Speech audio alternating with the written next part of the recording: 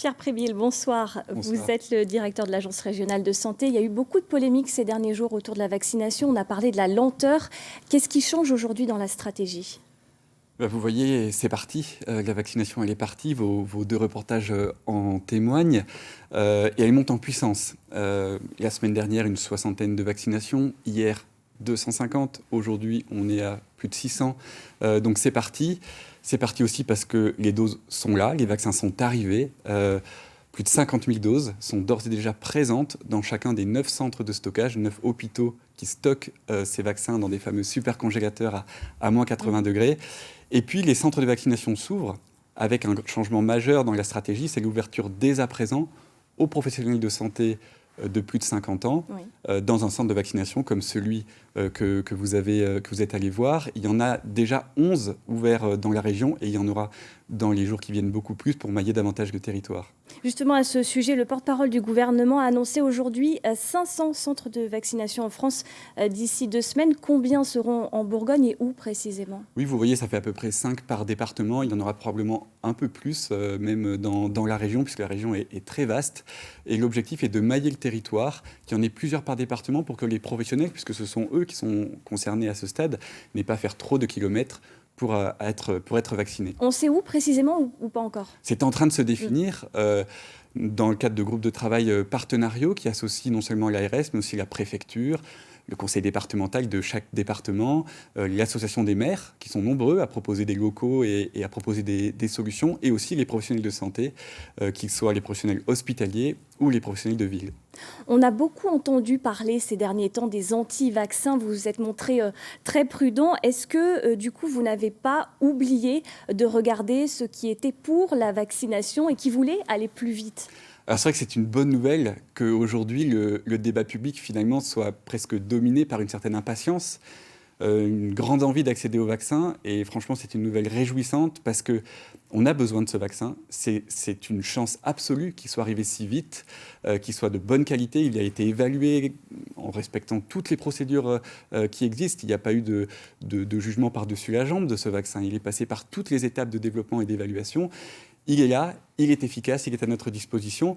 Et donc cette envie qui se manifeste, elle est bien naturelle et nous avons à cœur, bien entendu, d'y répondre en commençant par ceux d'entre nous qui sont les plus fragiles. Alors, et puis il y a toujours beaucoup de questions sur l'évolution de la pandémie. Je vous propose de regarder ce reportage. Pour cette deuxième vague, c'est dans le milieu rural que la situation est particulièrement préoccupante. Les gestes barrières ne sont pas toujours bien respectés. La population est parfois plus vieille qu'ailleurs, donc plus fragile. Illustration à Donzy, dans la Nièvre, avec Rémi Chiden et Sophie Aymar. À Donzy, le coronavirus s'est invité parmi la population.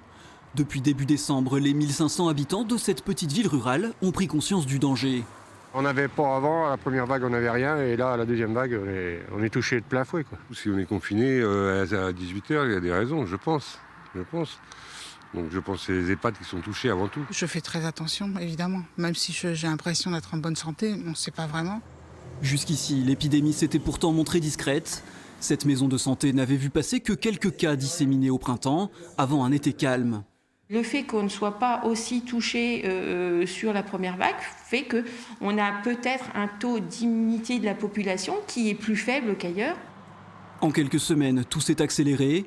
Au 4 janvier, Santé publique France recensait un taux d'incidence compris entre 500 et 1000, notamment en raison d'un cluster à l'EHPAD où 8 décès sont à déplorer.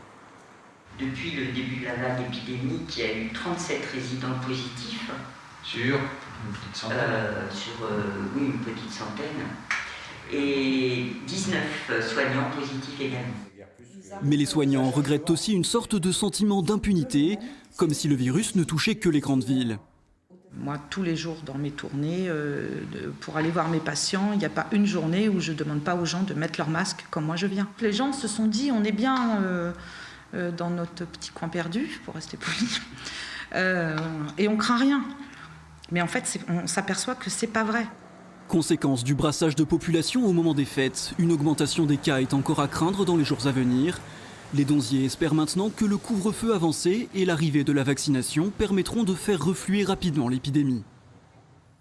Pierre Prébille, vous confirmez cette fois le virus circule davantage dans les campagnes que dans les villes ? Davantage peut-être pas, mais tout autant, au moins tout autant. La ruralité ne protège pas, même quand on habite à la campagne. On a des contacts les uns avec les autres, peut-être un peu moins fréquents que dans un métro à Paris. Mais vous savez, il n'y a pas de métro dans notre région, et pourtant nous sommes aujourd'hui la région de France où le virus circule le plus. Le taux d'incidence qui mesure le niveau de circulation du virus est à 240 aujourd'hui dans la région, c'est 100 points de plus que la moyenne nationale, et il continue à augmenter. Alors il n'explose pas, on n'est pas encore face à une vague, mais il continue à augmenter, et c'est particulièrement préoccupant, et ça concerne vraiment tous les territoires, en ville comme à la campagne. Et justement, là, on a 2 départements, Lyon et la Côte d'Or, qui sont toujours avec un couvre-feu à 20h. Pourtant, vous le dites, les chiffres ne sont pas bons. Est-ce que ces 2 départements vont passer sous couvre-feu à 18h ? C'est possible, la décision n'est pas prise, et d'ailleurs elle est toujours suspendue à des discussions avec notamment les élus locaux. Mais à l'heure où je vous parle, tous les départements de la région ont franchi pour les plus de 65 ans le seuil d'incidence de 200 pour 100 000 habitants. Donc indépendamment de cette décision qui reste à prendre pour ces 2 départements, le conseil pour tous nos concitoyens dans la région, c'est vraiment de respecter scrupuleusement les gestes barrières, d'avoir le moins de contacts possible, de limiter ces contacts pour faire barrage à la propagation de l'épidémie. Mais ce couvre-feu, c'est possible ou c'est plus que probable ? C'est possible, mais à l'heure où je vous parle, la décision n'est pas prise.